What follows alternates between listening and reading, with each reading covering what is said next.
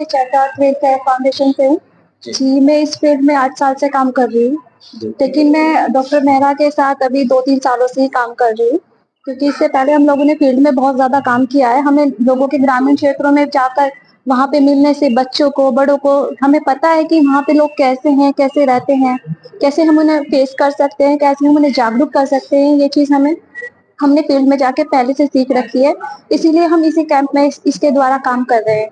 क्योंकि जब तक हम लोगों को नहीं जान पाएंगे कि वहाँ के लोग कैसे हैं, उनका रहन सहन कैसा है, हम उनसे अटैच ही नहीं हो पाएंगे।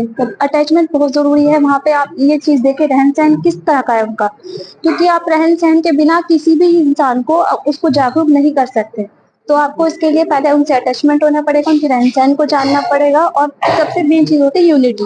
यूनिटी अगर आप यूनिटी में काम कर रहे हैं तो फिर आपके लिए कोई भी किसी कैंप को चलाना मुश्किल काम नहीं होता है। औरतें यहाँ पे अपना ध्यान रखती हैं, मतलब घर में बीवी, मतलब ये कि बच्चे और सिर्फ पति और जो फैमिली मेम्बर्स अपना ध्यान नहीं रखते हैं। सिटिंग पोजीशन में बैठे बैठे काम करना या फिर खड़े खड़े काम करना, थोड़ा अगर अपना भी ध्यान रखें ना। नॉर्मल कैल्शियम आयरन्स जो हमने आज बांटे हैं यहाँ पे फ्री में दवाइयाँ दी हैं लोगों को, वो शायद वो अगर आगे कंटिन्यू रखें तो ज़्यादा सही है। अपने स्वास्थ्य पर भी ध्यान देना बहुत ज़रूरी है। यहाँ पे जो औरतें मैंने देखी हैं कहीं ना कहीं फिटनेस के मामले में महिला पिछड़ी है। ध्यान नहीं देती है, अपने स्वास्थ्य पर ध्यान देना भी बहुत ज़रूरी है यहाँ पे औरतों को। मैडम, आप एनजीओ चला रहे हैं तो सेंट्रल गवर्नमेंट या स्टेट गवर्नमेंट का कुछ आपको बेनिफिट मिलता है? सरकार के द्वारा कुछ आर्थिक सहायता मिलती है आप लोगों को एनजीओ चलाने में? देखो, थोड़ी बहुत तो सपोर्ट मिलता है, लेकिन जितना एफर्ट हमारे डॉक्टर साहब डालते हैं, हर कोई डालता है, मैं उस चीज़ पे इतना जजमेंट नहीं देना चाहती। बट ये कि हाँ, कंफर्टेबल है और हम लोग इस चीज़ के लिए। ओके। लाभ इस कैंप के माध्यम से छात्रों को, आसपास के क्षेत्रवासियों को दिया जा रहा है। देखिए, मेरा मानना है कि यदि व्यक्ति का तन स्वस्थ है और मन स्वस्थ है तो जग स्वस्थ है। इसी चीज़ को मानते हुए हमने इस कैंप का आयोजन किया और चरितार्थ शिविर वालों के साथ हमने ये शिविर लगाया है। और स्वामी दयानंद सरस्वती में आज हमने स्पेशली पेरेंट्स के लिए और क्षेत्र के लोगों के लिए इस कार्यक्रम का आयोजन किया है। और सबसे इम्पॉर्टेंट जीवन में है हमारा स्वास्थ्य। अगर हम स्वस्थ रहेंगे, अवेयर रहेंगे, तो हम बहुत कुछ कर सकते हैं अपने जीवन में और सफलता प्राप्त कर सकते हैं। तो इसी चीज़ को मद्देनज़र रखते हुए ये इस कार्यक्रम का आयोजन किया गया। मेडिसिन कैंप के साथ साथ किस तरीके की और सुविधा क्षेत्रवासियों को दी गई है, मेडिसिन संबंधित हो? सबसे इम्पॉर्टेंट क्या है कि जो अवेयरनेस प्रोग्राम था ये, जिसमें हमने जो डॉक्टर्स आए थे उनका 1 घंटे का लेक्चर दिया गया। उनको स्वास्थ्य संबंधी जानकारी दी गई है कि क्या क्या प्रिकॉशंस उनको लेने चाहिए, कैसे बीमारियों से बचा जाए। जिस तरह के क्षेत्र में आम लोग रह रहे हैं यहाँ पर, वहाँ पर किस तरह की बीमारियाँ हो सकती हैं, उनसे किस तरह का बचाव हमें करना चाहिए, क्या क्या प्रिकॉशंस लेने चाहिए। दीपावली का फेस्टिवल है, कहीं ना कहीं बच्चे पटाखे भी छुड़ाते हैं, प्रदूषण हो रहा है और कहीं ना कहीं जल भी जाते हैं। साथ में इसमें नशे का भी प्रयोग किया जाता है। इस फेस्टिवल को लेकर युवा नशे की तरफ भी जागृत हैं। क्या कहना है सर क्षेत्रवासियों को? देखिए, क्षेत्रवासियों को हम यही नसीहत दे सकते हैं कि भाई, जो भी ये चीज़ें हैं जो समाज में प्रचलित हैं, चाहे वो नशे की अवधारणा हो या इस तरह का जो बनता है, सिस्टम बनता है, उसको अपने आप से दूर रखें, अपने बच्चों को दूर रखें। और जो नशे से होने वाले जो उसके कुप्रभाव हैं उनके बारे में जानकारी दी जाए बच्चों को। तो वो जानकारी भी हमने यहाँ पर बच्चों को दी है कि कैसे बच्चों को और पेरेंट्स को अवेयर किया उस बारे में कि कैसे इन चीज़ों से अपने आप को दूर रखना है। बाकी रही प्रदूषण की बात, तो प्रदूषण की बात तो क्योंकि दिवाली एक फेस्टिवल है, कुछ चीज़ें हैं जो हमारे हाथ में नहीं, वो सबके हाथ में है। तो जब तक हम मिलजुल कर कोई प्रयास नहीं करेंगे तब तक उसमें सफलता नहीं मिलेगी। सर, स्वामी दयानंद सरस्वती विद्यालय के आप प्रधानाचार्य हैं और बहुत ही सराहनीय काम आपने आज यहाँ पर क्षेत्र में किया है, तो कितना रिस्पॉन्स आपको यानी कि ग्रामीण जनता का मिल रहा है? ग्रामीण जनता का हमें काफ़ी सहयोग मिला है। हमारे जितने बच्चे हैं, जितने पेरेंट्स हैं, सभी अभिभावक यहाँ पर आए थे अपने बच्चों के साथ और इस कार्यक्रम में उन्होंने भाग लिया। इसके अलावा आसपास की जनता भी काफ़ी मात्रा में यहाँ पे पहुँचे थे, काफ़ी लोग पहुँचे थे। दिवाली फेस्टिवल पर क्षेत्रवासी को संदेश? दिवाली तो देखिए ऐसा फेस्टिवल है जो हिंदुओं का एक one of the biggest festival जिसको हम कहते हैं। तो उसमें यही है कि प्रदूषण जितना कम हो सके उतना करें और सभी मिलजुल करके रहें और स्वस्थ रहें। कि खान पान किस प्रकार से होने चाहिए, कौन से सीजनल फ्रूट्स हैं वेजिटेबल्स से जिनके सेवन करने से बच्चों का स्वास्थ्य ठीक रह सकता है। और जो माताएं हैं यहाँ पे उनको भी बताया गया है कि आप अपने परिवार में सभी को स्वस्थ कैसे रख सकते हैं भोजन के माध्यम से। बाकी कुछ बहुत सारी चीज़ें उन्होंने बताया कि कुछ बैड हैबिट से उनको अगर हम बच्चों से दूर करें, जैसे उन्होंने एक फोकस किया कि आज के बच्चे जैसे खाना खाते हैं तो बिना फ़ोन के वो खाना नहीं खाते। तो इस चीज़ का उन्होंने बताया कि अगर खाने में ध्यान नहीं है बच्चों का, फ़ोन पे ध्यान, अगर उनसे पूछा जाए कि आपने क्या खाया तो बच्चे को 5 से 10 मिनट ये सोचने में लगता है कि आज हमने क्या खाया है।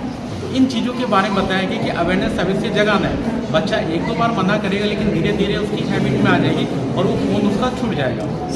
सर आपका कहना है कि फ़ोन की मात्रा अधिक होने से, फ़ोनों का प्रचलन अधिक होने से कहीं ना कहीं जो मानव है वो अपने स्वास्थ्य का ध्यान नहीं देता और बिल्कुल डाउन होता जा रहा है। बिल्कुल सर, यही बात है कि हाँ, बच्चे की बात नहीं, हम बड़े भी, हमारे भी अंदर भी ये बैड हैबिट्स हमने डेवलप किया है। तो हमें भी, क्योंकि एग्जाम्पल बच्चे पेरेंट्स से सीखते हैं, तो हमें भी उनके सामने कोशिश होनी चाहिए कि जो ज़रूरत की चीज़ें फ़ोन पे वही यूज़ करें, अदरवाइज एक्स्ट्रा हम उनके सामने फ़ोन का यूज़ ना करें। कहीं कि जिम्मेदार हमारी भी है। फ़ोन है अलग अलग कंपनियों के, ये इसका जिम्मेदार है? नहीं, उनकी जिम्मेदारी, वो तो आपको घर देके देने नहीं आ रहे, वो तो हम लेने जा रहे हैं ना, खरीद रहे हैं सर। तो हमारी जिम्मेदारी बनती है कि हम ले चाहे ना। यानी कि माँ बाप जिम्मेदार है बच्चों की ग्रोथ ना होना।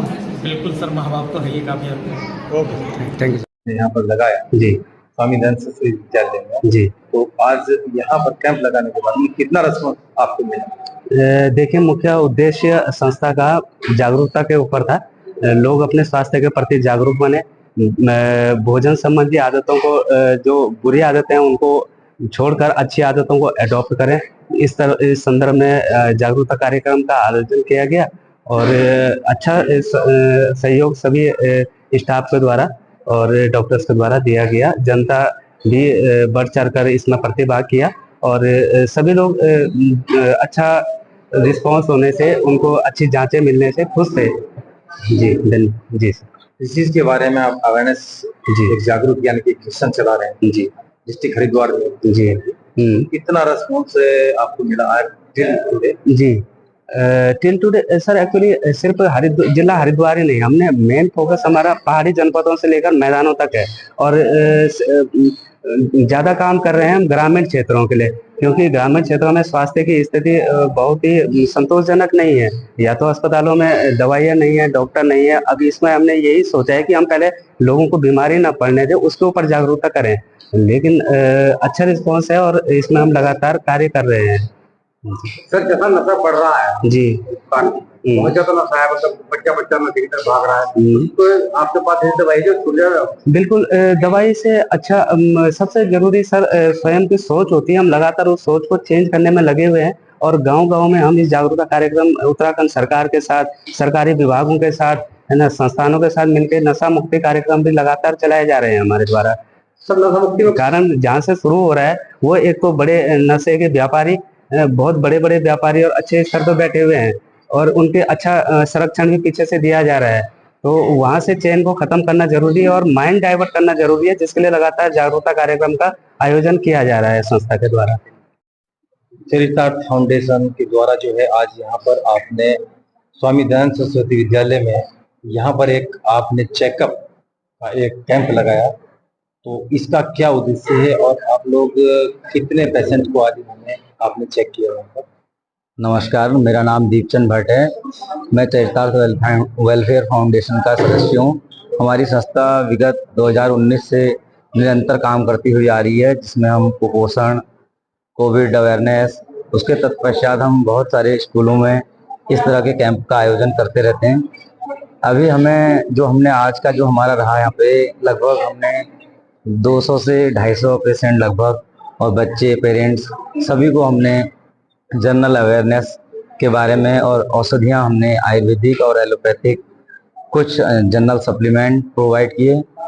और हमारे स्कूल की तरफ से स्वामी दयानंद सपोर्ट रहा और हमारे संयोजक और हमारे ये मेहरा, अगर मेहरा बॉस से आज हम पूछें तो मेहरा बॉस भी हमें 2 शब्द कहना चाहेंगे। सर, आज की तारीख में प्रेजेंट में एनवायरनमेंट बहुत चेंज है और डिफरेंट टाइप्स की जो है डिसीज है, तो जो आप ट्रीटमेंट देते हैं तो क्या ये टोटल एलोपैथिक है या आयुर्वेदिक या दोनों का कॉम्बिनेशन? हमारा तो सर मेन मोटिव हमारी जो संस्था का है वो है स्वास्थ्य स्वास्थ्य रक्षणम आतुरस्य विकार प्रशमनम चैव, मतलब हमारा अवेयरनेस का ज़्यादा रहता है सर। हम अपनी जो पैथी है उसी पैथी से हम इलाज करते हैं, और अवेयरनेस इसमें मुख्य रूप से है कि प्रिवेंटिव, मतलब कि बचाव के हम ज़्यादा तरीके बताते हैं इसमें। और जो भी प्रोग्राम हमारे जो छोटे बच्चों के लिए इम्यूनाइजेशन, आयुर्वेदिक इम्यूनाइजेशन, स्वर्ण प्राशन, ये भी एक बहुत बड़ी भूमिका रहती है इसमें हमारी। सर कब से प्रैक्टिस कर रहे हैं मैं 2019 से इस क्षेत्र में कार्यरत हूँ, और संस्था के साथ 2019 से ही हम लोग जुड़े हैं। संस्था द्वारा कितने कैंप लगा दिए आप? संस्था द्वारा लगभग हर महीने हमारे रहते ही हैं कैंप सर। लगभग साल में 10 कैंप, 11 कैंप, 12 कैंप हो जाते हैं हमारे। सर उत्तराखंड में जैसे आप लोग डिस्ट्रिक्ट हरिद्वार में कैंप लगा रहे हैं, तो कितना रिस्पॉन्स सिटी से ज्यादा मिल रहा है या गांव से मिल रहा है आपको ज्यादा? सर हमें सिटी और गांव से, दोनों से ही रिस्पॉन्स बराबर मिल रहा है, परंतु अगर हम तुलनात्मक बात करें तो हमें गांव से ज़्यादा रिस्पॉन्स अच्छा मिल रहा है। लोग फॉलो कर रहे हैं और लोग अपना रहे हैं, आयुर्वेद को तरीकों को अपना रहे हैं और अपने स्वास्थ्य की रक्षा कर रहे हैं। आपकी टीम में सभी आयुर्वेदिक डॉक्टर हैं? जी, हम आयुर्वेदिक भी हैं हमारी टीम में, और हमारे पास नेचुरोपैथी के भी डॉक्टर हैं और एलोपैथिक डॉक्टर भी हैं। हमको जैसी हमें जरूरत पड़ती है उस हिसाब से व्यवस्थाएं बना लेते हैं अपनी।